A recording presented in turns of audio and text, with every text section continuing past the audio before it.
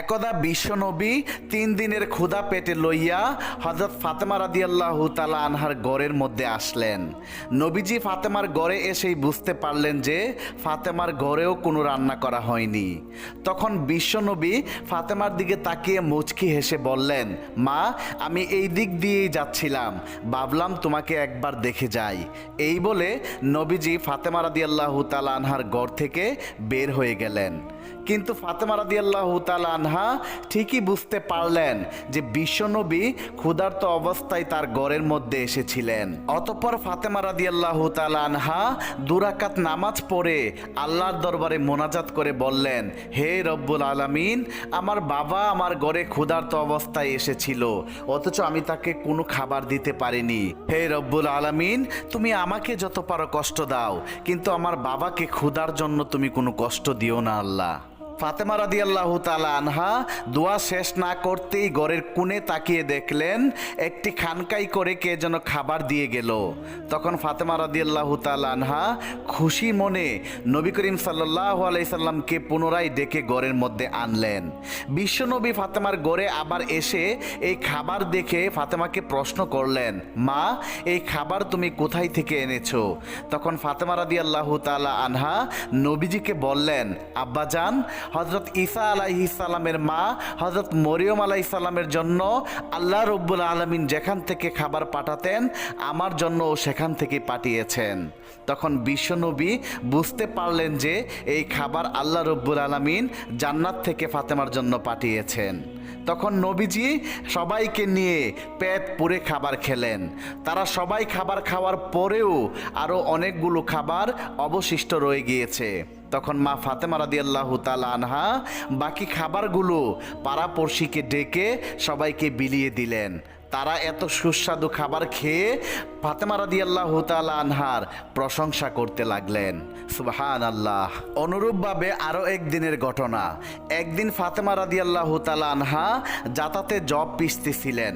এমন সময় একজন ভিক্ষুক এসে ফাতেমাকে বললেন, মা, আমি আজকে কতদিন যাবৎ ছেঁড়া একটা কাপড় পরে আছি, আমাকে যদি তুমি একটি কাপড় দিয়ে সাহায্য করতে তাহলে আমি খুব খুশি হতাম। তখন ফাতেমা রাদিয়াল্লাহু তাআলা আনহার কাছে 2টো কাপড় ছিল। একটি পুরাতন কাপড় ছিল আর একটি নতুন কাপড়, যেটি বিশ্বনবী কিছুদিন আগে ফাতেমা রাদিয়াল্লাহু তাআলা আনহুকে দিয়েছিলেন। তখন ফাতেমা রাদিয়াল্লাহু তাআলা আনহা চিন্তা করলেন তাহলে তার পুরাতন জামাটা ভিক্ষুককে দিয়ে দিবেন। এমন সময় ফাতেমা রাদিয়াল্লাহু তাআলা আনহুর মাথার মধ্যে আরেকটি ভাবনা চলে আসলো। তিনি মুহূর্তেই ভাবতে লাগলেন, বিশ্বনবী বলেছিলেন কাউকে কোনো কিছু দিতে হলে অবশ্যই তার পছন্দের জিনিসটা সাহায্য করতে হয়। তখন ফাতেমা রাদিয়াল্লাহু তাআলা আনহা পুরাতন জামাটা না দিয়ে নতুন জামাটা ভিক্ষুককে দিয়ে দিলেন। তখন ভিক্ষুক খুশি মনে ফাতেমা রাদিয়াল্লাহু তাআলা আনহার কাছ থেকে বিদায় নিলেন।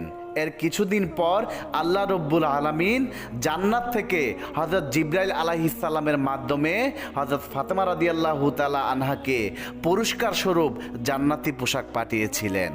একদিন হযরত আলী রাদিয়াল্লাহু তাআলা আনহু হযরত ফাতেমা রাদিয়াল্লাহু তাআলা আনহাকে বললেন, ও ফাতেমা, শুনেছি বিশ্বনবীর কাছে অনেকগুলো বন্দী এসেছে, তুমি তো অনেক কষ্ট করে কাজ করো, তাহলে তুমি যদি নবীজির কাছে গিয়ে একজন দাসী চাও তাহলে নিশ্চয়ই বিশ্বনবী তোমাকে একজন দাসী দিয়ে দেবেন।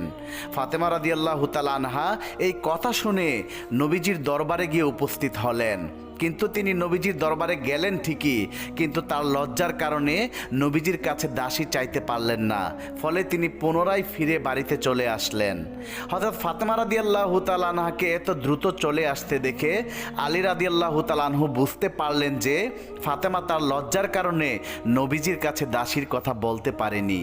তখন আলী বললেন, ফাতেমা, চলো আমরা দুজনেই গিয়ে নবীজির কাছে একজন দাসী চেয়ে নিয়ে আসি। এই বলে তারা দুজনেই নবীজির দরবারে উপস্থিত হলেন। নবীজির দরবারে উপস্থিত হয়ে আলী রাদিয়াল্লাহু তাআলা আনহু নবীজিকে বললেন, ইয়া রাসূলুল্লাহ, আপনার মেয়ে ফাতেমা আপনার কাছে একজন দাসীর জন্য এসেছিল, কিন্তু লজ্জার কারণে বলতে পারেনি। তখন বিশ্বনবী তাদেরকে উদ্দেশ্য করে বললেন, আমি তোমাদের জন্য কোনো দাসীর ব্যবস্থা করতে পারবো না, কেননা আসহাবে সুফফার সকল দায়িত্ব আমাকেই বহন করতে হয়।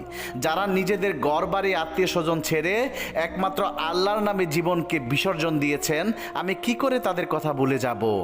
নবীজির এই কথাগুলো হযরত আলী রাদিয়াল্লাহু তাআলা আনহু এবং হযরত ফাতেমা রাদিয়াল্লাহু তাআলা আনহা গভীরভাবে হৃদয়পটে অঙ্কন করে আদবের সাথে নবীজির দরবার থেকে বের হয়ে আসলেন।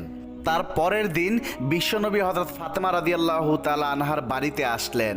নবীজি ফাতেমার ঘরে উপস্থিত হয়ে হযরত আলী এবং হযরত ফাতেমাকে উদ্দেশ্য করে বললেন, আমি কি তোমাদেরকে এমন আমল শিখাবো না যা তোমরা পালন করলে একজন দাসীর সমপরিমাণ কাজ আল্লাহর কুদরতে তোমাদের জন্য সহজ হয়ে যাবে।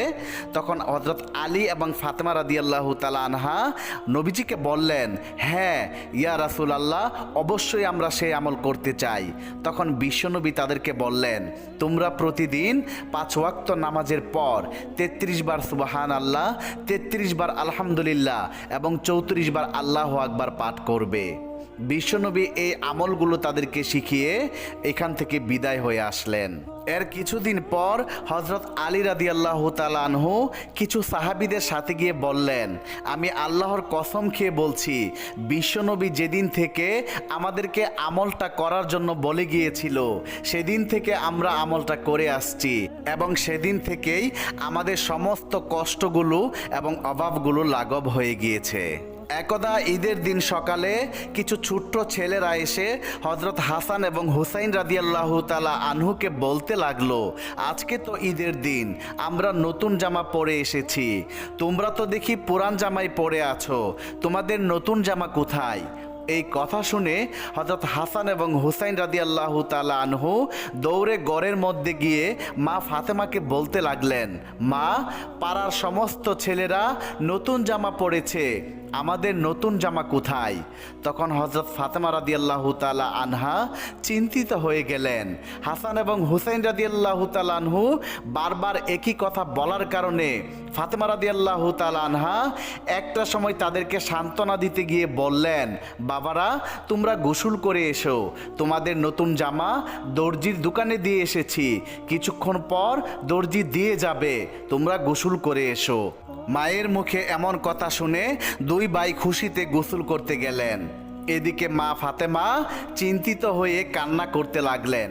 তিনি সমস্ত কাজকর্ম ফেলে দিয়ে জায়নামাজ বিছিয়ে 2 রাকাত নামাজে বসে গেলেন। নামাজ শেষে তিনি মুনাজাতে আল্লাহর দরবারে কেঁদে কেঁদে বলতে লাগলেন, হে মাবুদ, আমি তো আমার সন্তানদেরকে মিথ্যে সান্ত্বনা দিয়েছি, আমি বলেছি তারা গোসল করে আসলে তাদেরকে নতুন জামা দেব।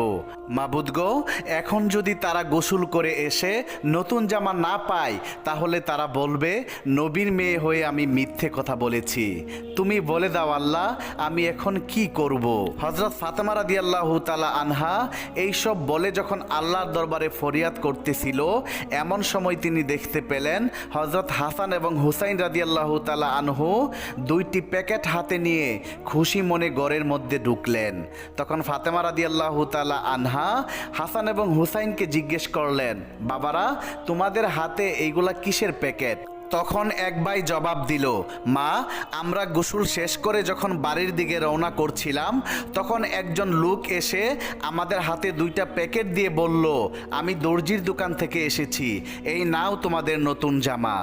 এই কথা শুনে হযরত ফাতেমা রাদিয়াল্লাহু তাআলা আনহা আল্লাহর দরবারে শুকরিয়া আদায় করতে থাকলেন। একদা হযরত হাসান এবং হুসাইন রাদিয়াল্লাহু তাআলা আনহু অনেক অসুস্থতায় ভুগছিলেন, কিছুতেই তাদের অসুখ ভালো হচ্ছিল না। তখন হযরত আলী রাদিয়াল্লাহু তাআলা আনহু এবং হযরত ফাতেমা রাদিয়াল্লাহু তাআলা আনহা